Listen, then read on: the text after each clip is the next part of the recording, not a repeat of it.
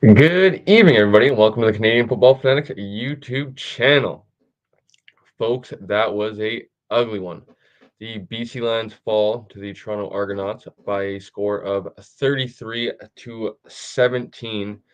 And just from jump, you could tell it was not the BC Lions night. Struggled from the start offensively, wasn't able to really generate much, and defensively just wasn't able to get many stops in the evening. Although holding the Argos to some field goals in there, but just not enough.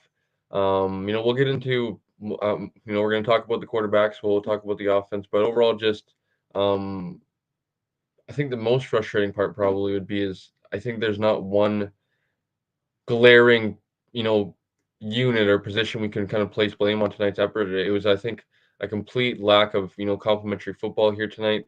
Defense not doing enough, offense not doing enough, special teams, um, and is definitely concerning. Um, that being said, I think it's things are so close in the West. Like it isn't the most detrimental. In my opinion, anyways. I think that the Lions have every possibility to win out the remaining four games after the bye. Still going to the playoffs on a high note. I think this definitely dampens things in terms of securing the first seed in the West Division. So time will tell. We're on the bye. Our Winnipeg, excuse me, I believe is on the bye this week, if I'm not mistaken. Next week we are, so they'll be able to leapfrog us for first place. We had an opportunity here tonight, which we fumbled. Um, it just wasn't good overall. So before we get into it, I see we have some comments here. Jake is tuning in. Jake, thanks for tuning in tonight. But he says, got to give Argos credit. That was a heck of a game, a dominating performance from start to finish. It was indeed for them. Super impressive. Something that I almost let my guard down a little bit coming into the game. Had somewhat I don't know if I want to say written them off, but coming into the year I was very high on the Argos because of you know their offensive and defensive lines, where they're good at is in the line of scrimmage, being able to protect whoever was in that quarterback, open up run lanes for Kadeem Carey and that stable of backs that they've had all season, and then on defense being able to create pressure. I know they kind of had dealt with some injuries there at the middle part of the year, and just to be quite honestly, hadn't been able to tune into many Argos games in the past 3 or 4 weeks here. Had kind of almost defensively thought that they would be a much thought the Lions would have had a little bit more success tonight. That being said, I was proven very wrong. They were able to have 7 sacks, be all over both quarterbacks that were in there. I guess the Lions actually even played 3 quarterbacks with Chase Bryce getting in there for some garbage time mop up duties. Not even mop up duties, excuse me, just garbage time on the Lions' part.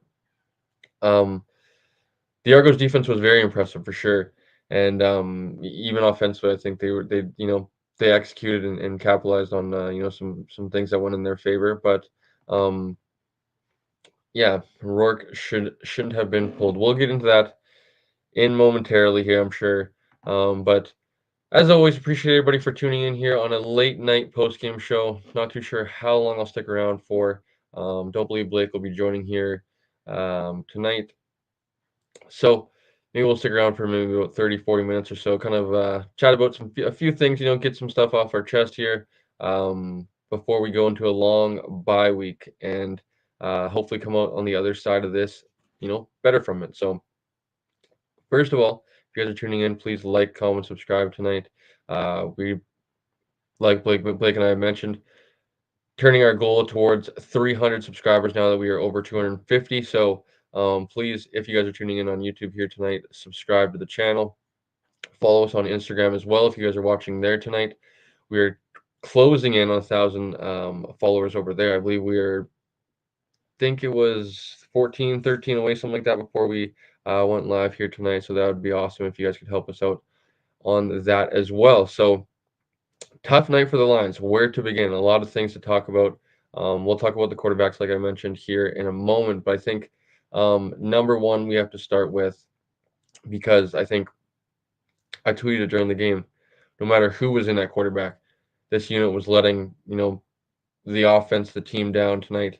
and has been a huge, black eye, if you want to call it, or a cloud of this Lions team, and has really handcuffed them, in my opinion. I think throughout the season, you could even argue maybe the last couple seasons where the Lions have refused to upgrade, take shots at to take swings, I guess, at um, potentially bringing in new faces on the offensive line. Um, hasn't been the best unit for a few years in the CFL. They continue to roll out basically, 4 or 5, 3 or 5 of the same starters the last few years here. Things really haven't changed in terms of seeing an uptick in performance or anything like that. They have some good games, they have really bad games, but it seems like they never really have great games. Now, am I watching? Do I have access to their film and seeing maybe the bigger picture? No, but I think from an offensive execution standpoint, far too often are they hampering this BC Lions team from not opening up enough run lanes, not giving their quarterback enough time. We'll start here tonight. I think it was the biggest talking point all broadcast, and probably the biggest reason why the Lions lost. 7 sacks given up, and I think that was 7 sacks with a full quarter to go, and pretty much calling the dogs off there in the fourth quarter in some sort of capacity. Um, it, you know, the Argos weren't able to pad the stats even more, but 7 sacks is ridiculous through 4 quarters. And it seems like for whatever reason the Argos coming out here. I think it had been I forget the exact how many years it's been, but a long time since they had won out west. I feel like the Argos are somewhat a kryptonite to the BC Lions here. I believe they mentioned that 3 different quarterbacks now beat the BC Lions here in the past. I think it's a year and maybe a little bit with MBT, Chad Kelly, and Cameron Dukes, I believe, was the starter in week 1. So feel like, the Lions always end up, having one of their worst games when they play the Argos. I think that, the benefit of that is playing the Eastern Division opponent, which, a loss is a loss, and it's definitely not something you want to, find moral victories out of. But I think if there is one, you didn't lose to a divisional opponent, which is the, best case, I guess, out of this, or silver lining out of this, if that's what you want to kind of try to pull from a loss like this. Um, but, the offensive line. I think that is, the biggest kind of question mark for me, and biggest concern for me going forward. I think the defensive line is had a few pretty good solid weeks here. From Touchdown Pacific going to Montreal. Um, you know, maybe you can kind of um, you know, stomach an effort like this, which it was, not, and the Lions were getting a lot of pressure. They just weren't able to cash in on some sacks. They were hitting Chad Kelly quite often, so the defensive line, I thought played fine. They weren't able to be as effective as they have in previous games, and I think that showed because we had seen the uptick in the defense the last few weeks because of that pass rush being able to get home, stuff like that. As I mentioned, the pass rush was able to get home, and to be quite honest, folks, I hate to admit it, but Chad Kelly was making some throws under pressure on his back. So definitely have to give credit where it is due. Although I'm sure most of us, would like not to.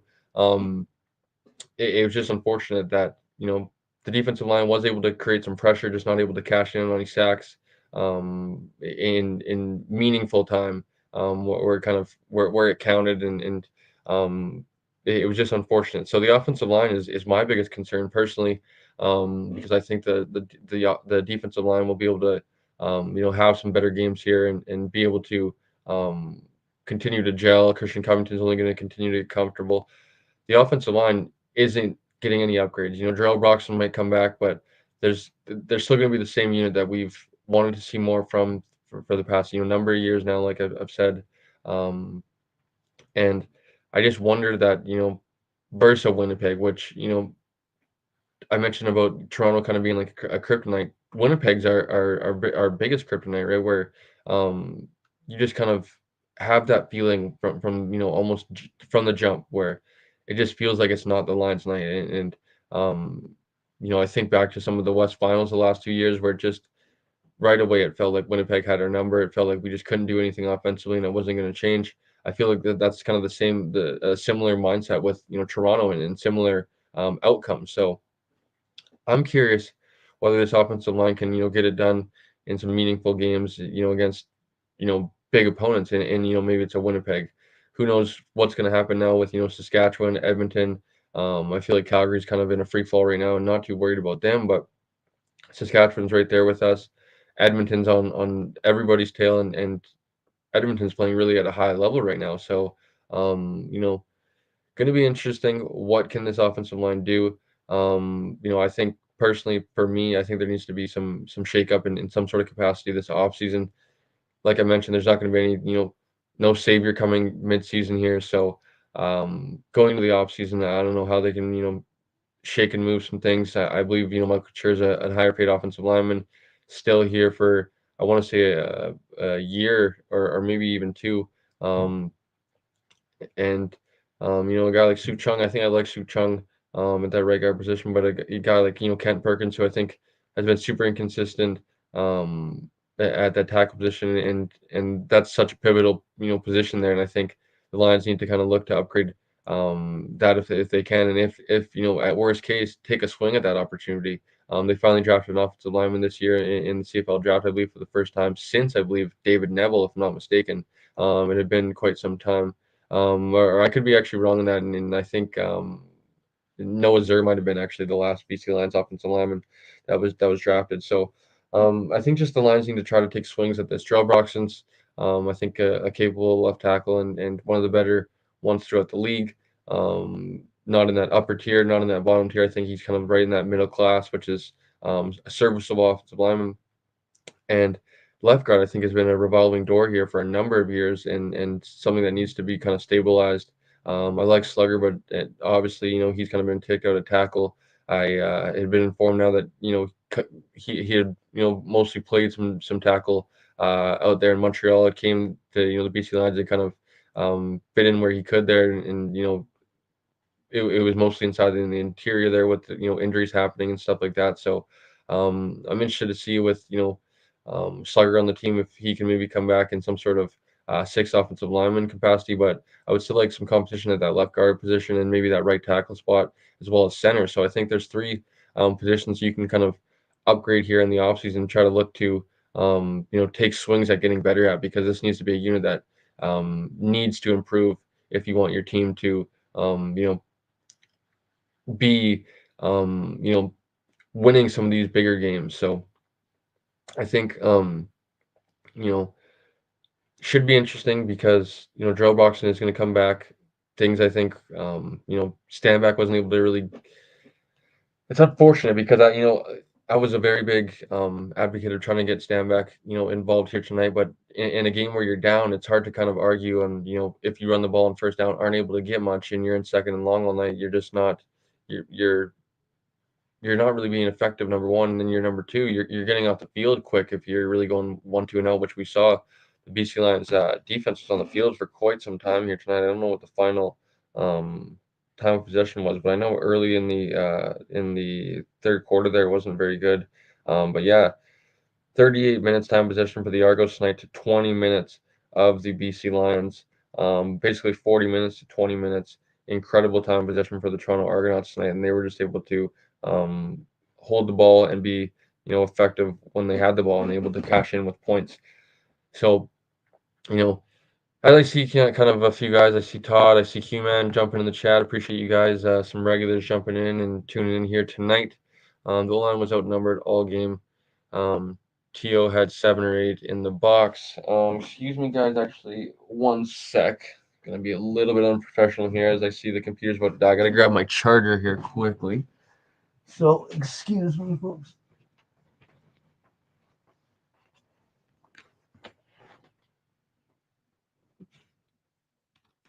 There we go. My apologies, everybody, but don't want to die on everybody on the post-game show because we would not be coming back. If the computer died, we'd be heading to bed.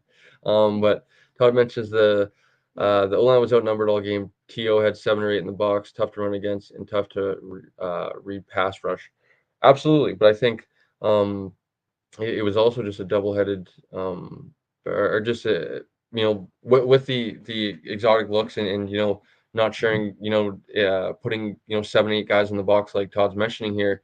Um, Nathan, kind of struggled there early on, and usually excels with, the quick passing game and understanding, what they're in, and being able to get the ball out quick. If they're in some of those 7, 8 man pressure looks with guys up and around the line of scrimmage, kind of mugging, not sharing, who's coming, and some of the linebackers creeping towards the line of scrimmage. More often than not, the corners will probably be a little bit more tight because you're probably in more of a man-to-man type situation. But some of those halves should be playing, decently far off where you could be, getting the ball out, quick. And it seemed to, that the Lions were trying to attack downfield more often than not there early on, and weren't able to connect on some passes early on. And I believe Nate fell to 1 and 6, I believe he was there early.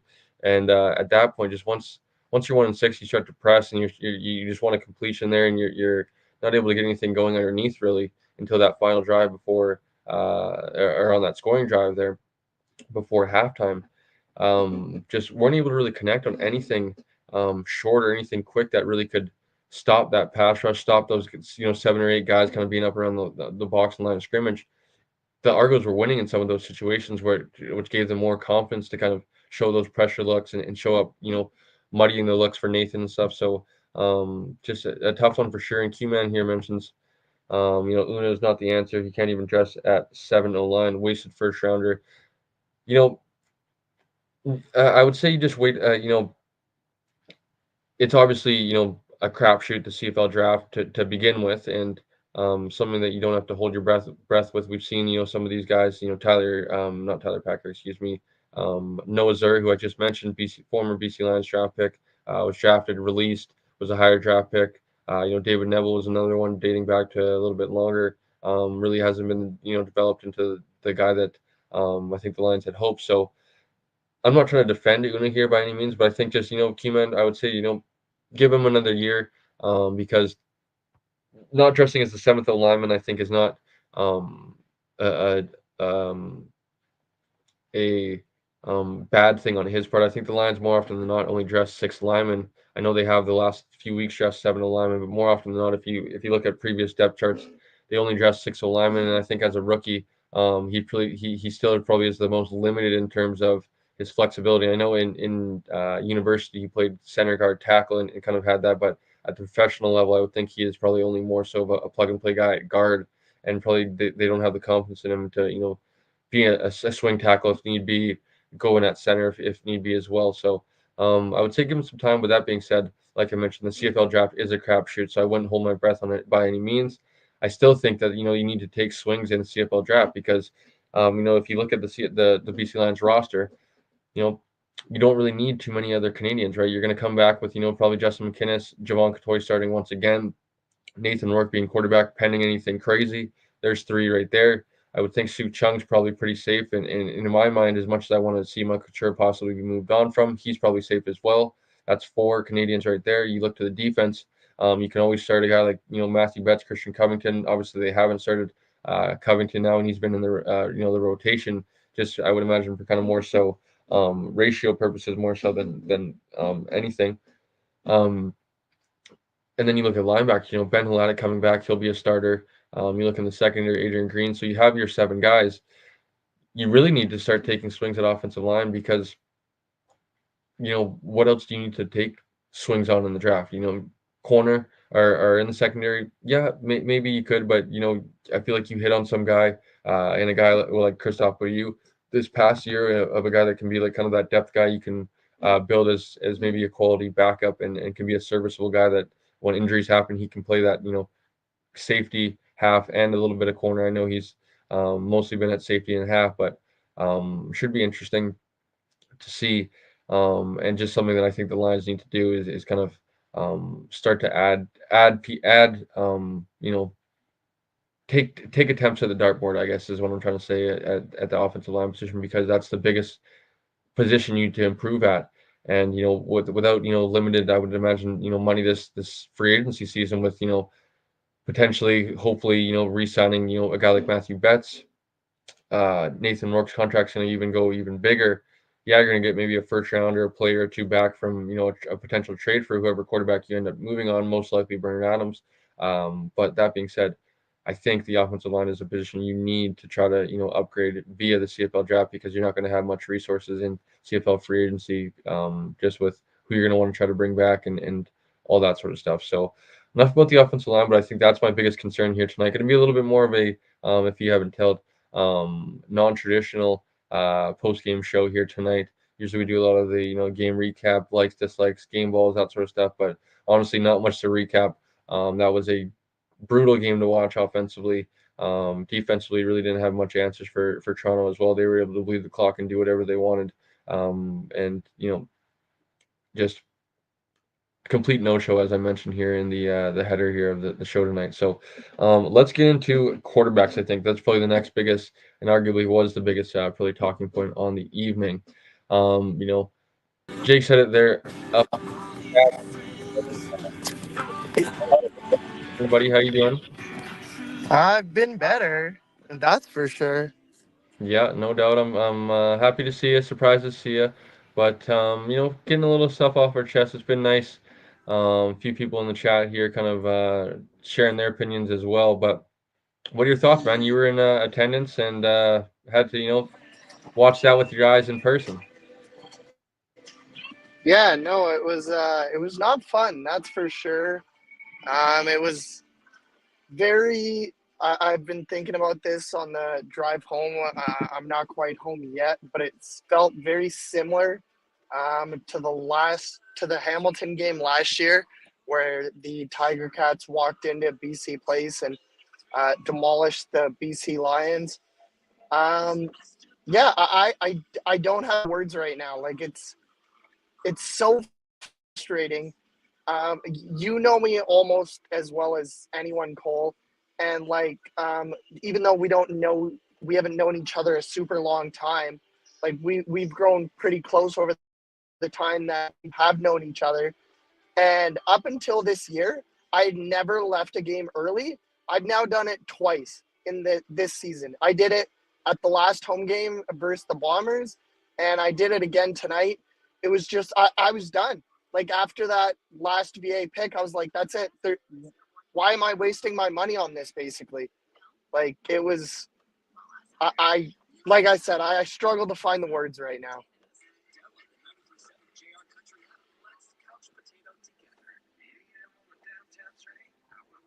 Yeah, it's been a tough post game show, but I mentioned at the top, it's a loss that you can't really blame on one specific area, right? I think it was a complete team no show on the BC Lions part, and something that was the most frustrating probably is that we can't really hang our put our blame on one specific area. Obviously, it wasn't a great start by the offense as I mentioned earlier, but the defense wasn't really able to generate anything to steal back momentum or anything like that. And then once the Lions were able to, the defense didn't show up right with the a minute to go in the half, and they aren't able to get a stop and uh, Toronto was able to get a touchdown there and take a 10-point lead in the halftime with getting the ball back. I think it was just very frustrating. But, Blake, just to catch you back up to speed, basically just kind of gave my initial thoughts on the game. Didn't really do too much of a game recap.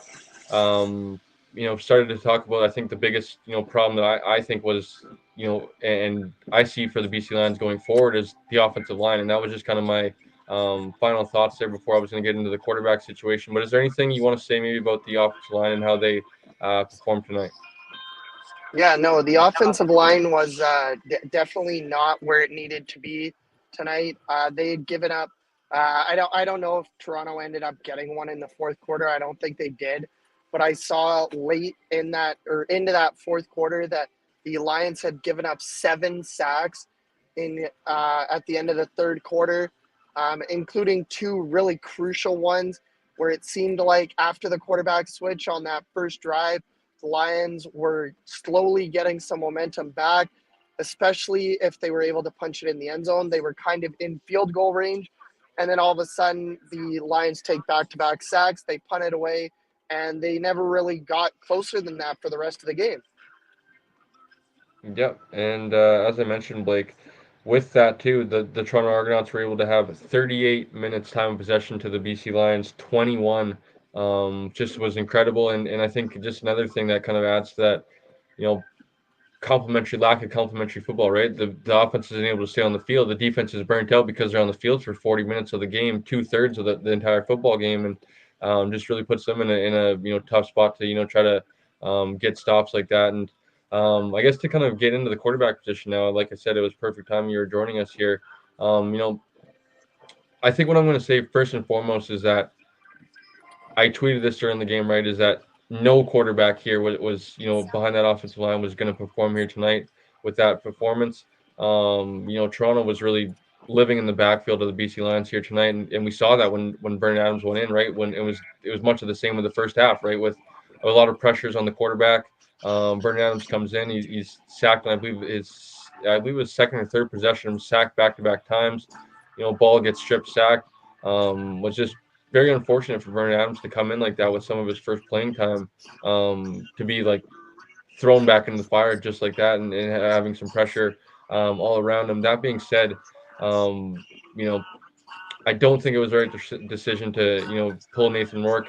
I know Q-Man mentions here that his accuracy was he says awful here. I know you mentioned you texted me right away about Nate not seeing it. I don't think I don't think that was quite um, you know he was seeing it fine. I think his accuracy, that is Q-Man, I don't think I could go as far to say awful, but he was going to the right reads. He was just off, I think, and not um, feeling, I guess, is maybe a more appropriate statement in my opinion.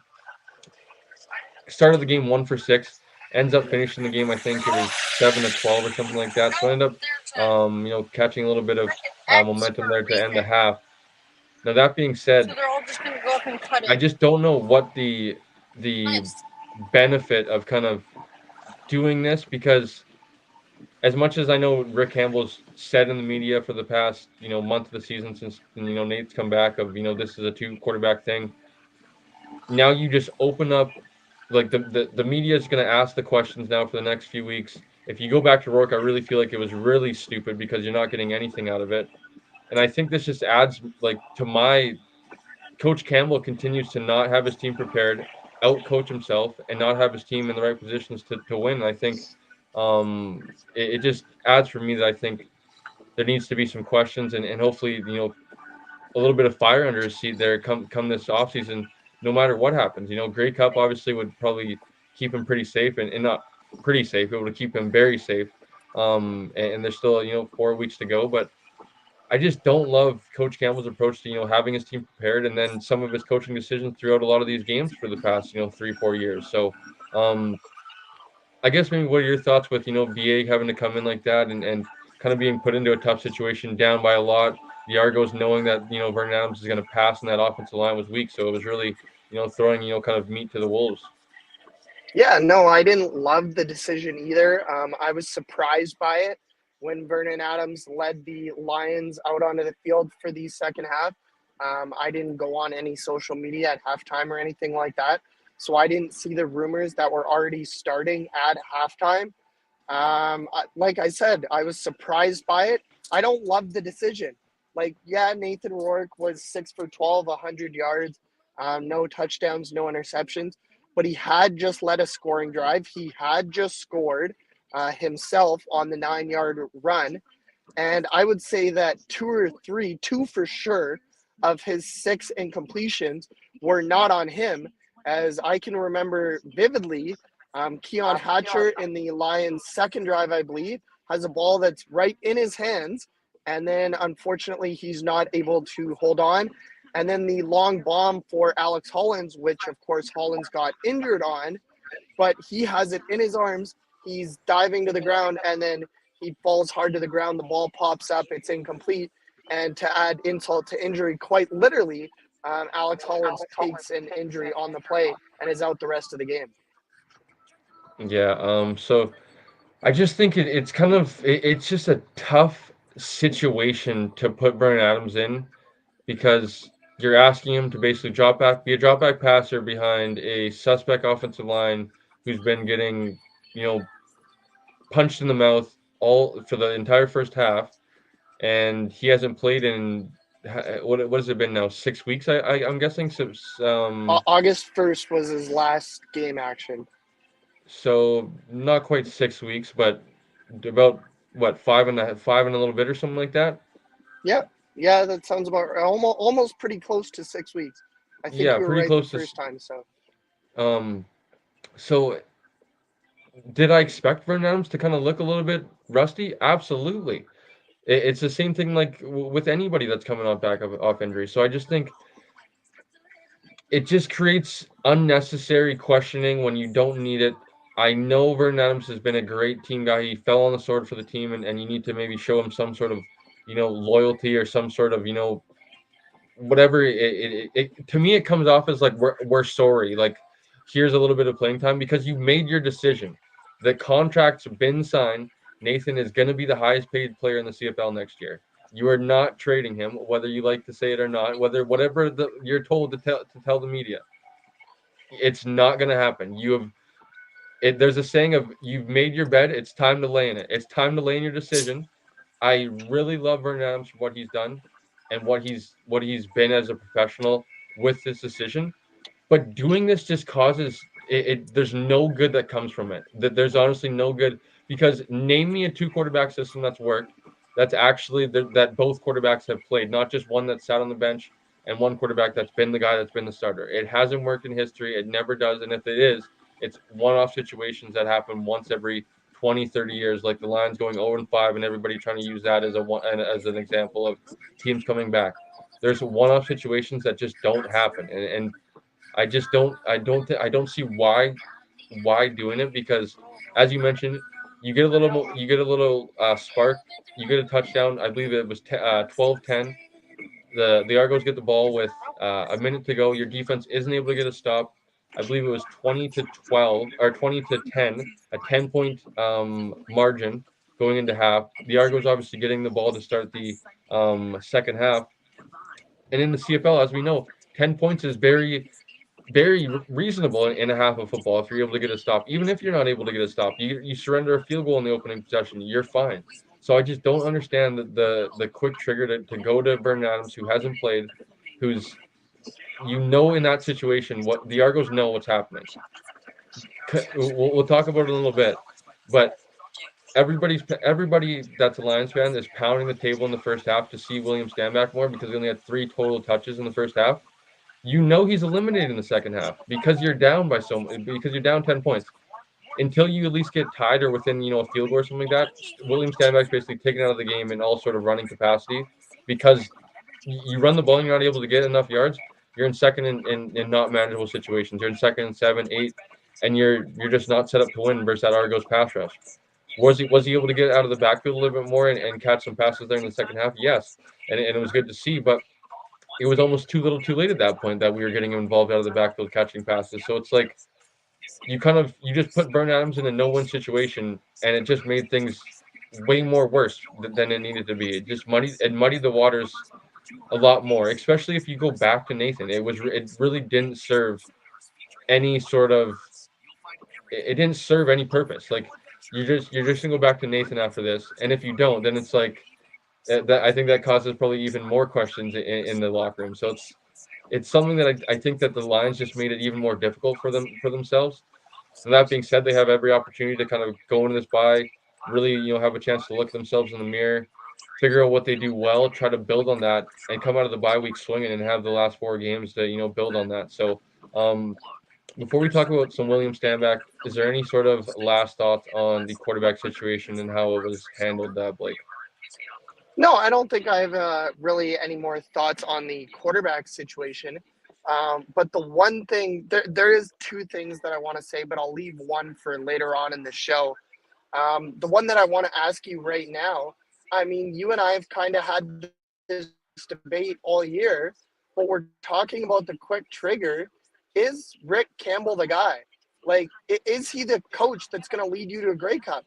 Because we've talked about it time and time again this year. He makes the decisions that kind of make you scratch your head and are like, what are you doing?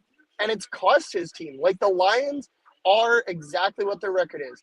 Their record is now 7-7, a 500 team. That's exactly what they are. They are so-so, And if it was any other year, they would probably be in third or fourth in the Western Division going into the last 4 games. But the fact that Regina, again, the Riders, have been unable to win, it seems like Labor Day came early for them. The Stamps are as bad as they were, and the Elks had as bad a start as they did, means that once again, the Lions are the second best team in the West. But like, I truly have that question now. And I know Rick Campbell has won a Grey Cup before in Ottawa, but you also have to remember that that Ottawa team, while they finished in first, they were a below 500 team. They finished that season 8-9-1, and then because they were in such a bad Eastern Division that year, that was good enough for first place. They hosted the Eastern Final, they won, and then they upset the heavily favored Calgary Stampeders in the Grey Cup. And really, up and since that point, Rick Campbell hasn't gotten anywhere close to the Grey Cup. Like, you can argue all you want about the last 2 years, the Lions getting to the West Final, but if we're being truly honest with ourselves, the Lions got dominated in both of those Western Finals, and especially last year, they were lucky to be as close as it was. Yeah. I'm really interested to hear. I was waiting um, prior to post game to see if it was going to come out, the media availabilities, and really interested to hear what Coach Campbell has to say. Nathan and VA, they made them all available, and they're much longer than normal because of what the situation that Coach Campbell puts himself in tonight after this. Vernon Adams was made available for 4 minutes. Coach Campbell 7.5 minutes, and then Nathan 4 minutes. Usually, we after post even in wins, we've seen 2 minute interviews from Nathan and company, whoever's some of the players that have good games. I would imagine it's because of the questions. I'm not going to be surprised to hear that it's just going to be about the decision to go with Vernon Adams. So it's like, why in a season where you have enough pressure, why add to that in the media and stuff like that? You're adding fuel to the fire of media wanting to pick and pry and ask questions, find out these questions, ask. Everybody's going to be asked about it outside of or on top of Nathan and VA. The receivers, the running backs, whoever's made available. It's just a really dumb decision in my opinion, and it's unfortunate for Vernon Adams because I understand like their sense of loyalty to him because of what he's done and what he's doing in being such a professional in this situation. So I understand it. It's a tough situation. But that being said, you have to make a tough decisions in this business. Like that's what I said earlier. It's the bed you made when Nathan reached back out and you brought him back home. That is the bed you made, and you have to lay in it. There's no going back on the situation. There's no, I feel bad for Vernon Adams. It's a goddamn business, and we're in the business to win Grey Cups. We're not in the business to, I feel bad, so we got to get him some playing time. Not the. It's just not the year, and it's not the. I feel like it's not the right time to pull the trigger on this type of situation. So, before we kind of beat a dead horse on this topic, I'm sure we'll talk about it on the weekly show enough this upcoming Wednesday. But that being said, Blake, outside of it being a little bit of I would say probably a bittersweet bye week, I am excited to kind of flush this one, really enjoy this week of CFL action next week as well. Kind of forget about it's going to be, I'm sure, a little bit of a sting once we see maybe it's some highlights of the game here this upcoming weekend when halftime's coming and stuff like that of some of these games, and even next week when some of the talk shows are talking about it. But it'll be nice to kind of hopefully take a deep breath. We still have everything in front of us with the Western Division being so close and the Western Division still being very open. I said earlier before you jumped on, I think this kind of probably ends things unless the Bombers stumble of us getting first place because of the Bombers obviously having the season series over us now.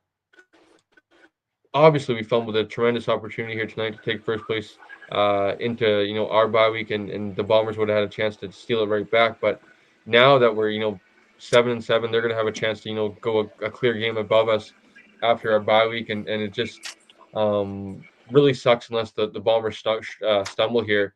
I feel like we're not going to be able to catch them and have that one more victory than them. We might have the same record or one less victory than them. So just a very tough game to lose at home, and something that Hopefully they can learn from, take as motivation, but also try to move on as quickly as possible here. Enjoy their bye week and refresh. So let's talk about William Stanback here, Blake, and something that you know maybe jokingly, I'll take credit for. You can place the blame on me. I told Blake he could use William Stanback as his three keys to the game this week. Maybe we should have, Blake, because obviously maybe the BC Lions were listening. They did not plan on using him early. Jordan Maximic just, I understood. Q-Man, or I believe it was Todd actually mentioned up there about the 7-8 man boxes and stuff like that earlier. But there's nothing better that than like screens and getting him out of the backfield when you have some of those pressure looks and stuff like that. When you have a defense in some of those 7-8 man looks and they're bringing some pressure, run a screenplay that we've seen a few times this year. Run, get him out of the backfield on some of those swing passes and get him open, right where we saw him, using out of the backfield there in the second half. VA was able to find him for a first down. So I was just very puzzled that we weren't able to use him in the first half. And once we were down, it's like it's tough to use him in the Canadian game. It's tough to like continue to give him the ball and giving him one carry on first down and then passing the ball three straight times. It's tough to get in rhythm that way. So before I guess I pass it off to you, Blake, what were your thoughts on his night? I'll just quickly look up his how many touches he had here on the evening. So he had a total of 6 carries and 2 catches, so 8 total touches. Or no, excuse me, he had 1 reception actually. He had 2 targets, so a total of 7 touches after he had 20 carries alone last week versus Montreal. What were your thoughts on not really seeing William Stanback at all this game? Yeah, I was very disappointed as he came into the game only 62 yards away from 1,000. He obviously did not get that tonight, so that'll have to wait for now 2 weeks with the Lions. He'll probably also be overtaken by the Oliveira, as I believe you have the stats in front of you there, but I bet that it was probably like 30 yards or something like that on the night total on the ground for William Stanback. So he had a 50-yard lead. So I would expect that more than likely Brady Oliveira will rush for more than 80 yards next week and kind of take back that rushing lead. Now Brady Oliveira might also be the first running back this year to eclipse that 1,000-yard mark, which is kind of a bummer. As it would have been a feather in the cap of William Stanback. It would have been a feather in the cap of the offensive line if they were able to get him to that plateau tonight. Obviously, we already talked about the offensive line and how they were clearly not good enough. And I think that really gave Jordan Maximic and Coach Rick Campbell pause, as after the first drive or two where William Stanback, was only able to get a yard or two on each of his first couple of carries, they were stacking the box and they're like, well, we got to throw it now. And they tried to go deep time and time again. And as we already mentioned a moment ago, it didn't work for the Lions, as not really Nathan's fault either, but his receivers weren't helping him out at all tonight. Yeah, it was like I mentioned, not to I'm placing some blame on the coaching decision to go with Vernon Adams, but as I mentioned multiple times, no quarterback was going to have success with just the lack of complementary football here tonight. Quarterbacks don't catch passes, they don't block, they don't tackle, they don't all that. So they have to it's a complete team game, and the Lions just weren't able to show up here as a complete team, and it was just a tough one to watch here. So Blake, don't want to stick around too much longer, buddy. It's a late night already for both of us. So to kind of wrap things up, we'll talk a little bit about some injuries here. Maybe get your thoughts defensively, I guess, quick. But I thought the defense battled. You texted me that this wasn't on the defense, and I think that was said a couple times on the broadcast that the defense. It wasn't a night to place blame on the defense after multiple games earlier in the season, them not doing enough. But what do you think? I mentioned because I was a little bit stressed about the offensive line and defensive line here tonight, but I mentioned that the defensive line kind of after I thought about it, actually was kind of pressuring Chad Kelly, and there was multiple times Chad was on his back, and he I said it, I hate to admit it, but he was making some throws under pressure, and just was unfortunate the Lions weren't able to get to him a half second earlier, because I think he would have been able to be taken down, as Blake just probably maybe pulls in his driveway. Hopefully, sorry folks, Blake driving home from the game, possibly just losing them for a moment. But as I was mentioning there, just with the defensive line, to get Blake's thoughts here defensively before he comes back, as he pops right back in. See if he can. But anyways, Blake, before I get too long-winded, what were your thoughts defensively? Yeah, I thought the defense played well enough tonight. I don't think they had a terrible game, like I texted you. They just didn't really get any help. They were able to get pressure on Chad Kelly, and then when they pressured Kelly, much to his credit, he was able to escape and run away from that pressure. And the Lions, the one thing that I will say about that defense tonight is they didn't look like they were able to adjust. As after the first two or three times that Kelly was able to run, scramble for first downs, I would have started spying him. I don't really know who it would have been.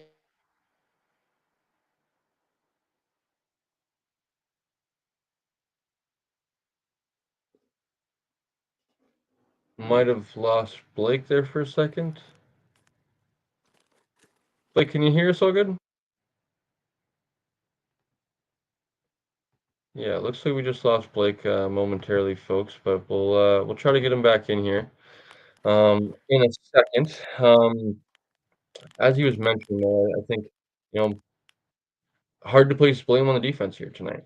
I thought they played well enough, and the one area I think that we've tried to um, say all year that we'd like to see a little bit more from them is like that turnover department, getting some turnovers, being able to generate some momentum for the team, which we just haven't seen, which is a tough ask also when you're on the field for so long. So trying to kind of put a bow on things from a team perspective, I guess offense defense just wasn't a good overall performance from everybody's standpoint. So let's just try to end things nicely here with some injuries and then a little bit of a big picture. So not too sure if we're going to get a final update. Hopefully, once I watch Coach Campbell, or maybe if anybody's in the chat here that has watched Coach Campbell's post-game media press conference, if he mentioned anything about Gary Peters.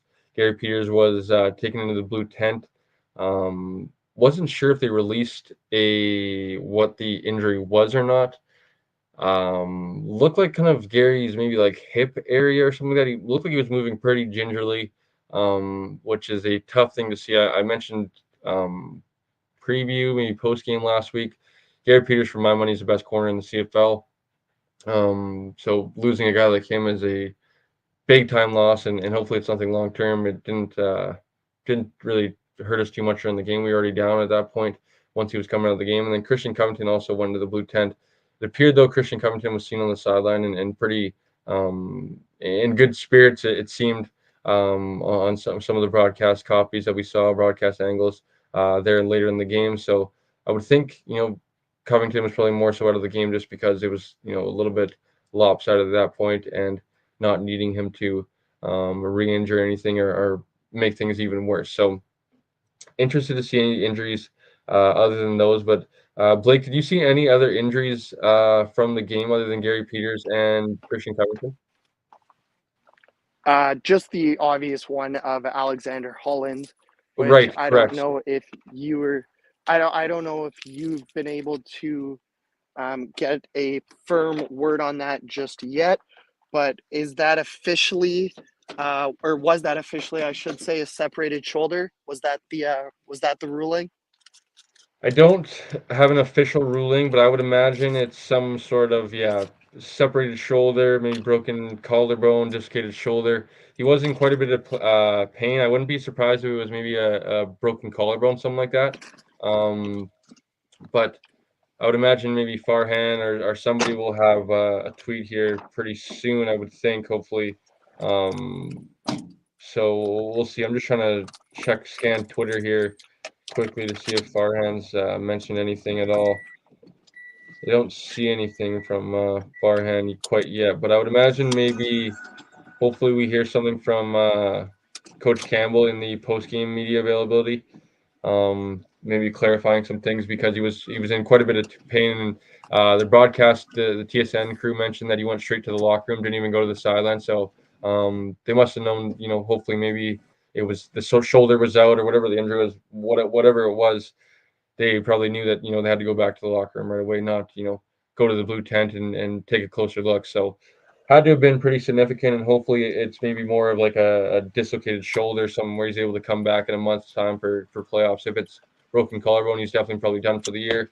Um, what was the other injury you mentioned? Separated shoulder. Could Yeah. be a number of options for sure up around that shoulder area. So wishing Hollins Yeah, for I a speedy did. recovery.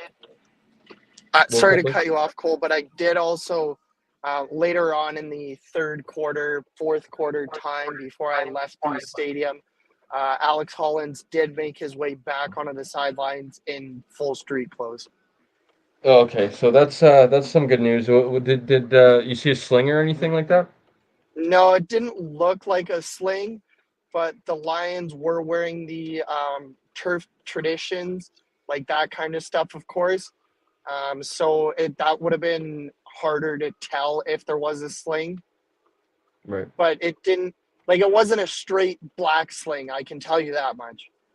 Right. So be interesting to keep an eye out here for the rest of the night, and just I'm sure there'll be some sort of update throughout the weekend, if not hopefully tomorrow morning. So um, I guess to put a bow on things, Blake, Gary Peters, Christian Covington, Alexander Holland, some of the injuries after this game.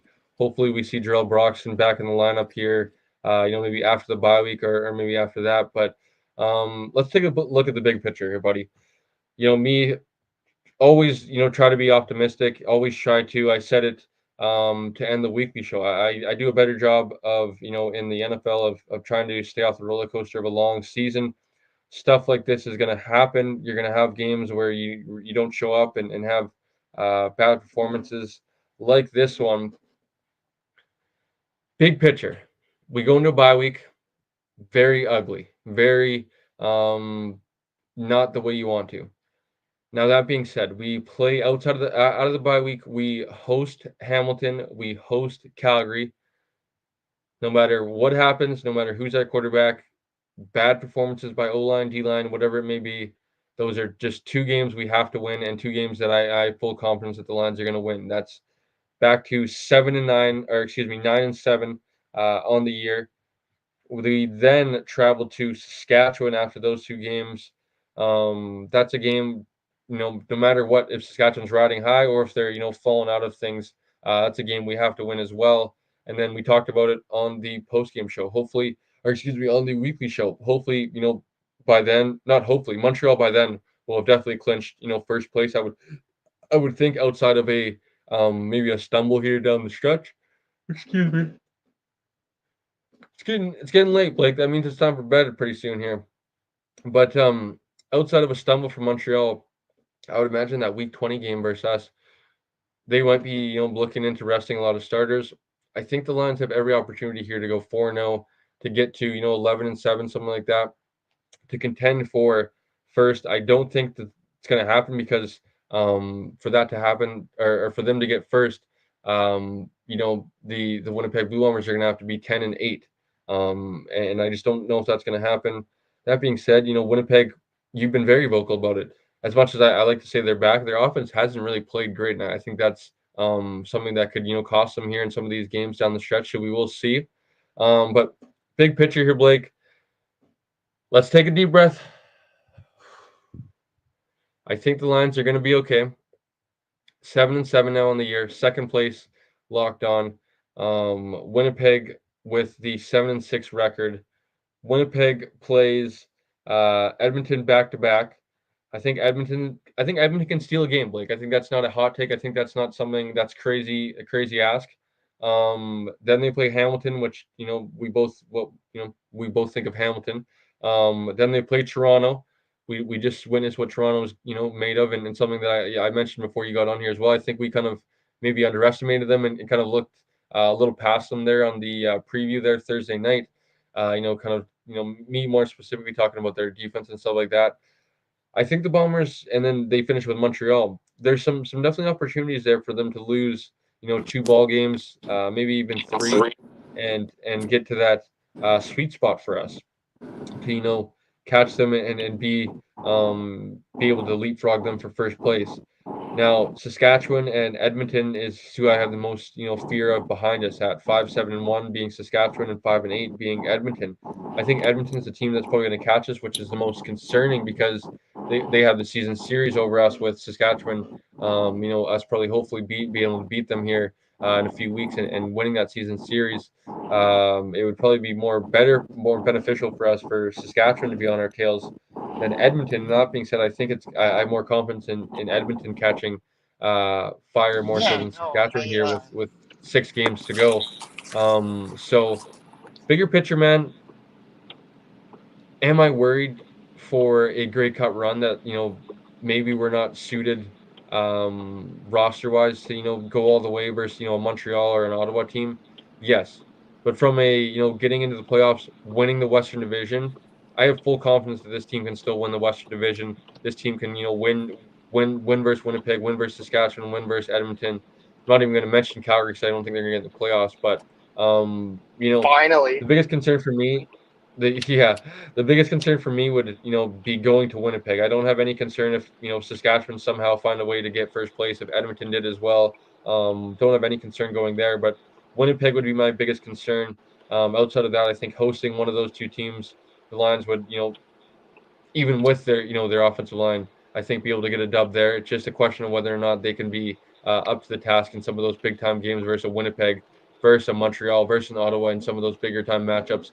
Come November. So confidence that the Lions are going to be able to find a way to go undefeated here in the remaining 4 games after the bye week. But big picture, still some confidence in them. But Blake, what's your big picture outlook on the BC Lions? Yeah, I mentioned it earlier in the post game, or at least pretty early on when I joined. I know you had started a couple minutes before I was able to hop on here, but this really puts a dent in my confidence, not only for the Grey Cup, but for the Western Division, because I was talking to some other season ticket holders that I've grown to become friends with more so this season. And I was talking to them later on in the game, near the end of the third quarter, fourth quarter, whatever. And I turned to them and I looked them dead in the face and I said, "You know what this means, right?" And they're like, "No, what?" And I was like, "This means that more than likely than not, the Lions have just lost first place and they're going to have to go into Winnipeg again for the Western final for the third year in a row. And we've already seen it. Like, we saw it in the regular season. For whatever reason, the Lions cannot get over the mental hurdle of the Winnipeg Blue Bombers. I still firmly believe that the Lions are the second best team in the Western Division, ahead of the Riders. I think they're better than the Elks. And of course, they're better than the Stampeders.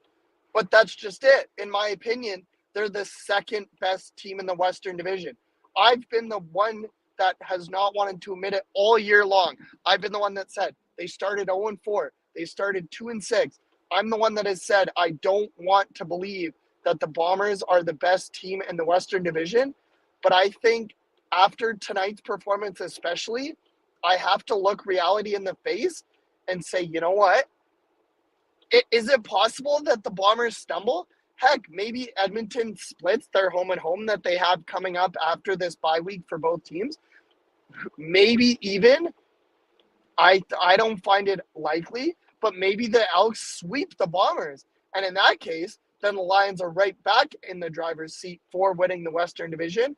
But at this moment right now, I think you need to look reality in the face and you need to say the Lions are the second best team in the division. And at this exact moment, as much as it pains me to say this, and believe me, Cole, it truly pains me to say this, but I would pick the Bombers to be the team coming out of the Western Division for the 5th straight year and crashing what the Lions want to be a homecoming Grey Cup party. Yeah, it's hard to argue about that, buddy. I think you make all fair points and points that I agree with for sure. So I think what gives me confidence, Blake, is that just what I mentioned about football being the best sport to me is I think what makes it the best sport is the one and done playoff, right? Is where on any given Sunday, Saturday, anything can happen. Now, do I want to be hoping and praying that on any given Sunday the Lions can win for the first time? Absolutely not. I'd rather much have the game in BC Place, I'd be much more confident.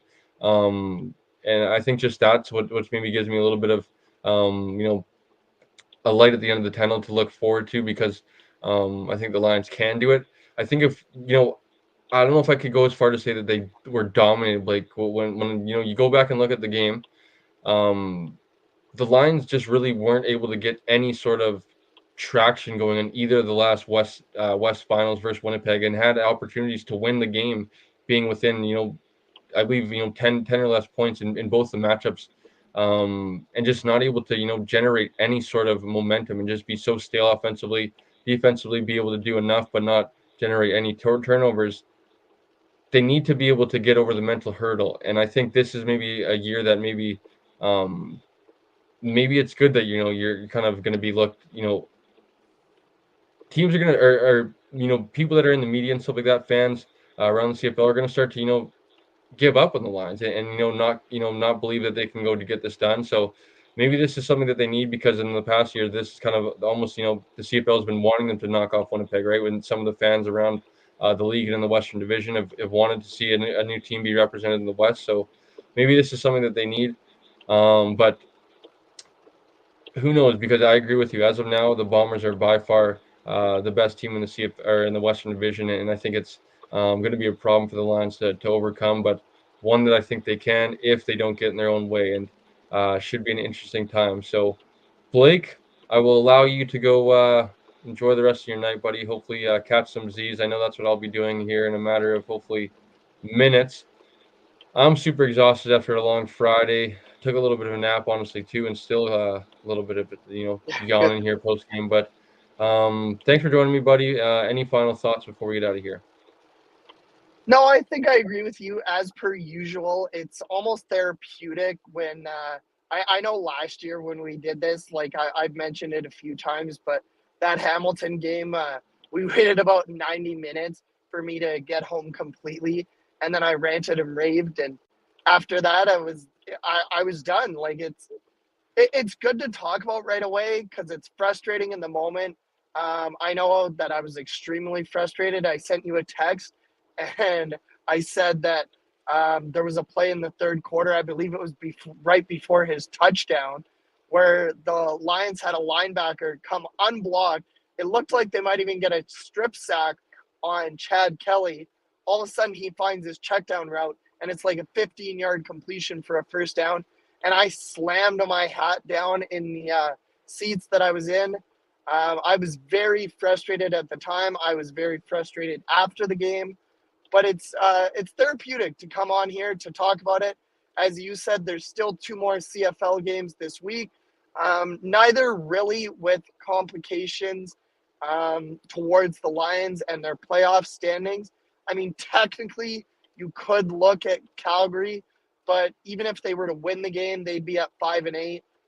The Lions still have a chance to win the season series against Calgary. They would be the same as the Elks, which is a game and a half currently behind the Lions. So it'll be good to sit back, relax, watch some CFL tomorrow, of course, the NFL on Sunday, and then see how next week comes out. And I hope the Lions use this bye week to hopefully get away for a couple days and then come back a week from Monday, look at the film, realize, I mean, I'm sure they know, but realize how bad they played, know that they can play 10 times better. As was mentioned to me earlier by someone who's actually a Bombers fan. He lives in Winnipeg, but someone that I'm friends with through the CFL family. By the time Hamilton comes to BC Place, it is a very real possibility they could be eliminated from the playoffs. So hopefully the Lions can use that Hamilton game to get themselves right, to once again get themselves over 500, and then vault themselves into the month of October and November. Yes, well said, Blake, as always. And I remind people, as on top of a day of CFL football tomorrow, Canada West action. I was super bummed out that I looked at the Did you Calgary see score the after double header the. tonight? Or the Yes, double overtime? I was super bummed when I looked at the score after the Lions game and saw that I missed out on the 44-40 win for Saskatchewan over the University of Calgary in double overtime. Seemed Was like that that the was a only thrill. game going on Yes, tonight? yes, Yeah. there's two tomorrow. So super excited. I definitely maybe will throw that on when I go to bed here in a little bit, and thankful for Canada West TV on demand. I'll be able to watch this game because it seemed like this was a good one. Seemed like I picked the wrong game to watch on a Friday night. All jokes aside, though, that'll pretty much end it for Blake and I on post game here tonight. As always, like, comment, smash the subscribe button. I know Blake's doing it behind the screen. If you could, I know hopefully responsibly with a hand on the wheel at least. But smash the subscribe button. We would really appreciate it. I believe we are closing in on our new goal is 300 subscribers by Grey Cup. So I think we're at 252, 48 more to go with, a little over October 13th, November 13th. I think Grey Cup's November 17th, 18th. 17.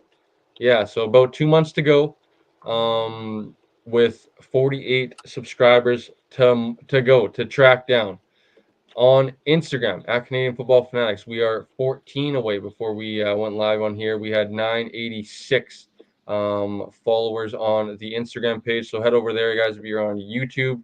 Vice versa, if you're on Instagram tonight, head over to YouTube and subscribe.